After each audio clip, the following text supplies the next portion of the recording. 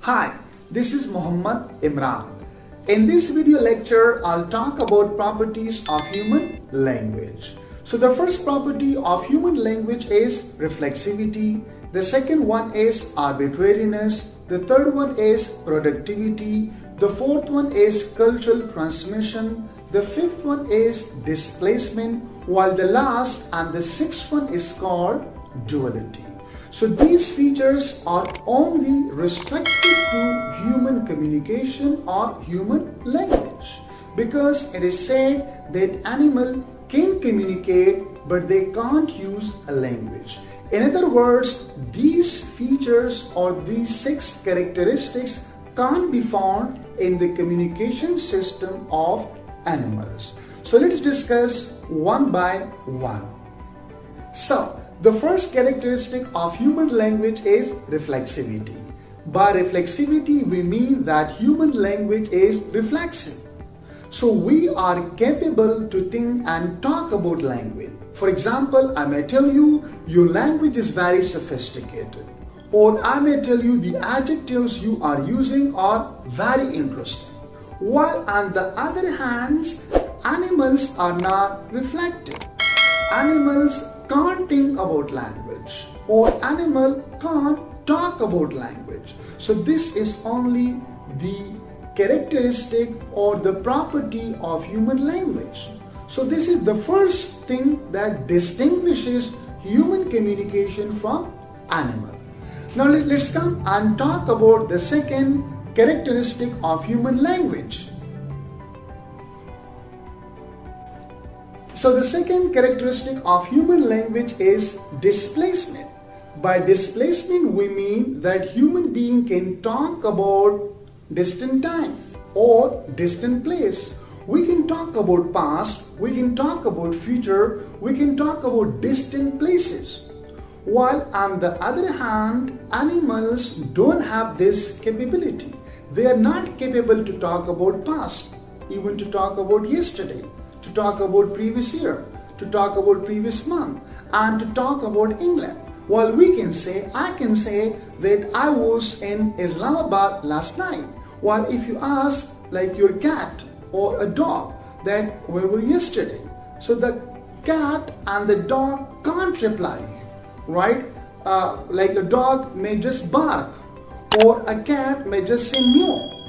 So this capability we can't find in animal. This is also a human being capability that they can talk about past, they can talk about future, they can talk about distant places also. So this is the second feature. The third characteristic of human language is arbitrariness. It means there is no natural connection between a linguistic form and its meaning. For example, we are using a word cat, C-A-T, cat. So cat refers to an animal which exists in this world, right? So there is no natural connection that why do we use a word cat for this animal.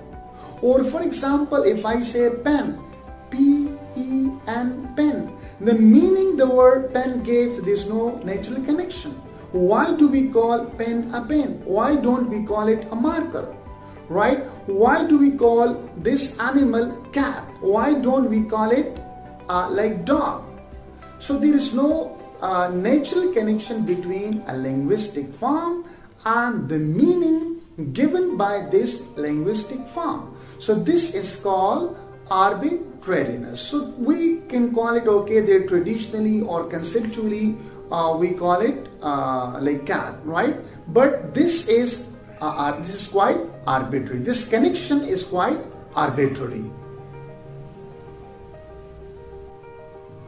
The fourth characteristic of human language is productivity. That human language is productive. All the time we are adding new words to human language according to the demand and according to the need. With the passage of time, we see that new words are added into dictionary, right? So we have capability to produce new utterances and new words. While animal, like thousands of years ago, they were producing the same sounds and still they are producing the same sound. So there is no like the process of productivity in the communication system of animal, while human language is productive. The fifth characteristic of human language is cultural transmission. It means we are not born with a specific language, or language is not inherited. We may inherit some other features of our parents, right? We may inherit the color of our eyes, we may inherit the color of our hair, we may inherit some other physical features. But language is not inherited to us from our parents. For example, a child may be born in Pakistan, right? From childhood, right, he is taken to America. So he will acquire not Urdu or Pashto language. He or she will acquire an English language, right? There's a different culture. Or a child or a baby is born in a Pathan family, and that baby is grown in Punjab. So a baby will acquire Punjabi language, not the language of parents. So it means that language is not inherited, and we acquire language in a particular culture. And it's not true with animals. If a cat is born in Pakistan, right, a cat will produce meow. Or if a cat is born in America, a cat will produce meow. And a dog will produce here bow wow. And a dog with the same bow wow will produce also in America and any part of the world. So it's mean, okay, that language is cultural transmission, right? We acquire language in a particular culture, and it's not true with animal.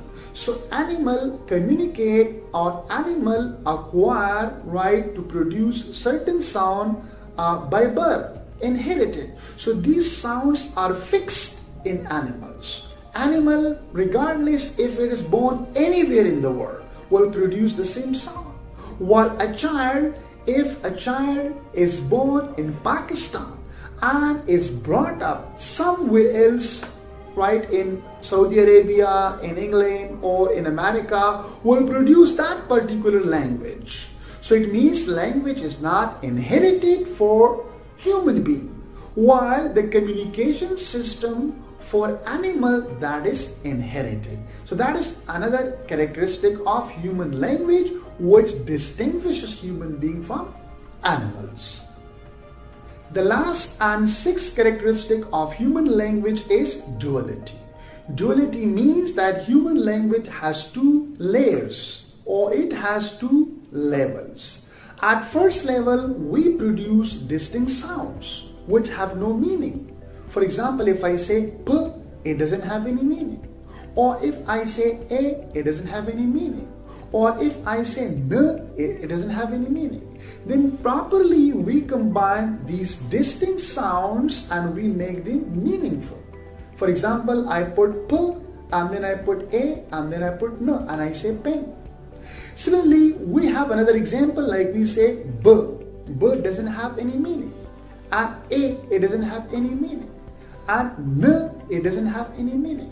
When we properly combine these distinct sounds, so we produce a meaningful word, and that is bin.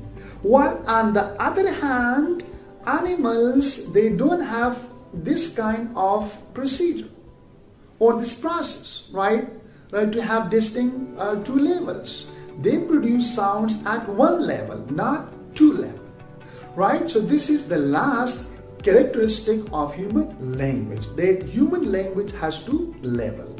On the first level or first layer, we produce distinct sounds, and these sounds don't have meaning. And when these sounds are properly combined, we give them proper combination. Then we give them meaning, right? So this is the second layer. So thank you so much. I hope you would have enjoyed and you would have learned the properties of human language. Thank you so much. Please don't forget to subscribe and like the channel.